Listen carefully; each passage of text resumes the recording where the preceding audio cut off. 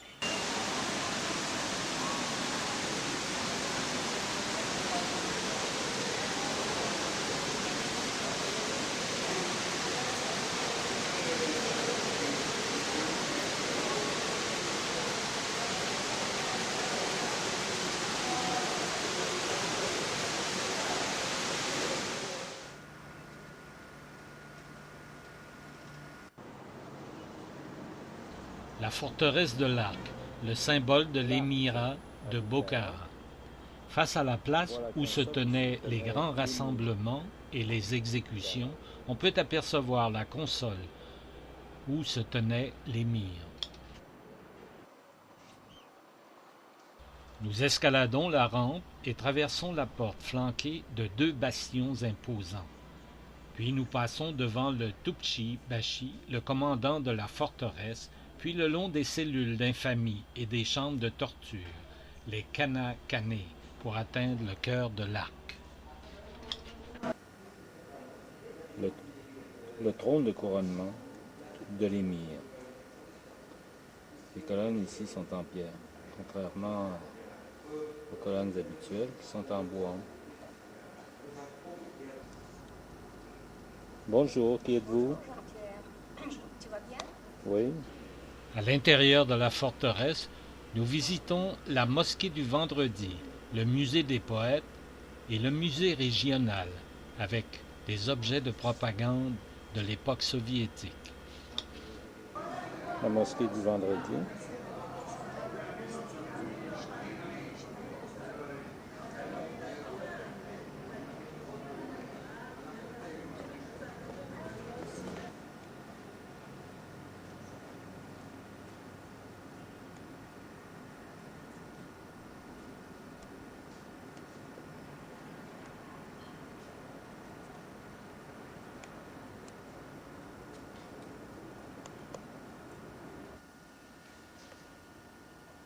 Alors ici, vous pouvez voir des exemples des textes, des vers des fameux poètes de l'Asie centrale, notamment d'Alisher Navoï.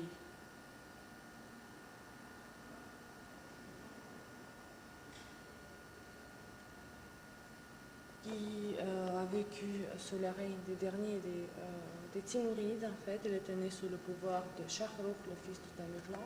Il était né à Herat et toute sa vie il a passé là-bas. Il était le premier qui a remarqué la beauté du dialecte local qui était appelé Turki. Et finalement, ce dialecte... Vous répétez son nom?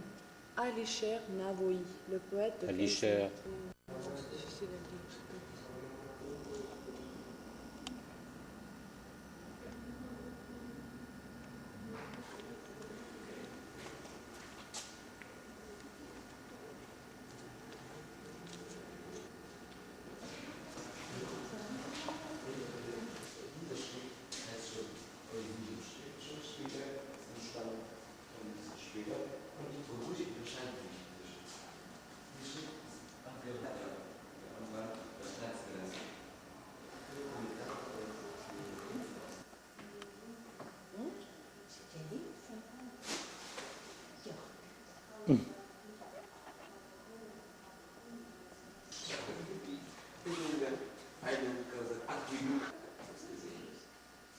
C'est une couche suivante.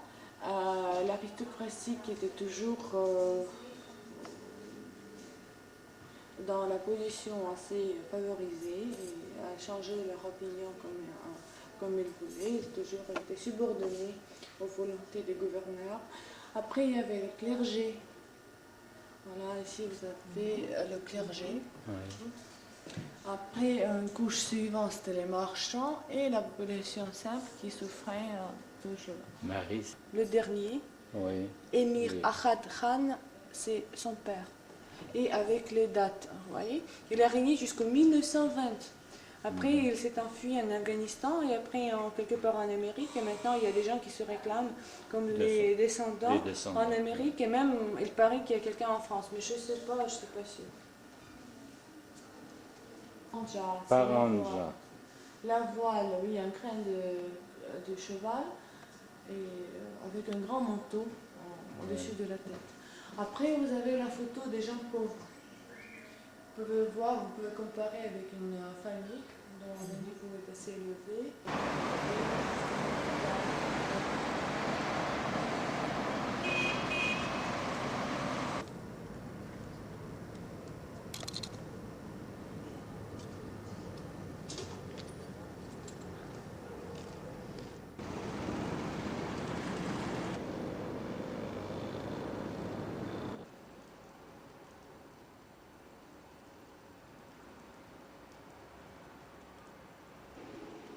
C'est-à-dire au-dessus des bassins.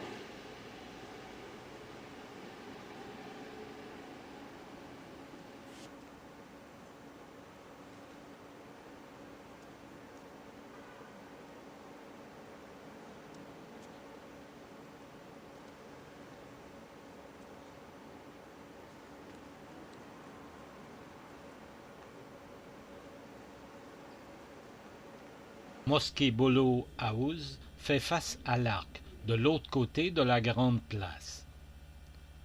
Lorsque l'émir sortait de l'Arc pour aller faire ses prières, des tapis rouges étaient étendus tout le long de son parcours.